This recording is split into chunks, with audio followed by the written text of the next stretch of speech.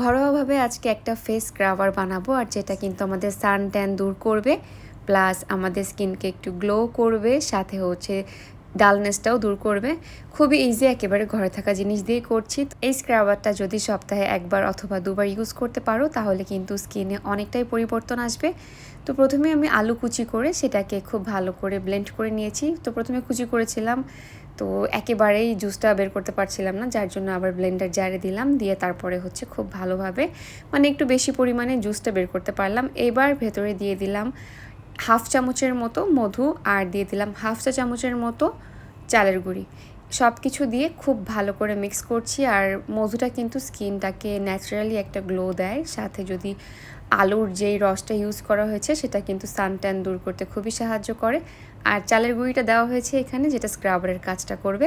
তো সব কিছু খুব ভালো করে এখানে আমি মিক্স করে নিলাম। এবার বাকি যে আলুটুক কুচি করা ছিল বা বলতে পারো ব্লেন্ড করা ছিল সেটুকু নিয়ে নিলাম একটা বাটিতে, একটু সুন্দর করে সাজিয়ে নিলাম। তারপরে প্রথমেই হচ্ছে প্যাকটা আমি সারা ফেসে হালকাভাবে লাগাচ্ছি।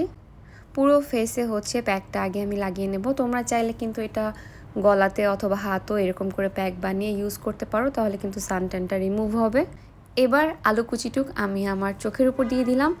তো এটা কিন্তু আমাদের চোখের যেই কালচে ভাবটা চোখের নিচে ওপরে সেগুলো কিন্তু দূর করবে, সাথে একটু রিল্যাক্সও লাগে।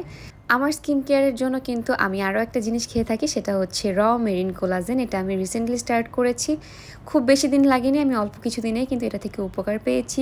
এই কোলাজেন পাউডারটা কিন্তু ফেসকে টান টান রাখবে, সাথে স্কিনটা গ্লোয়িং হবে, আর অনেকটা স্কিন স্মুথ দেখায়।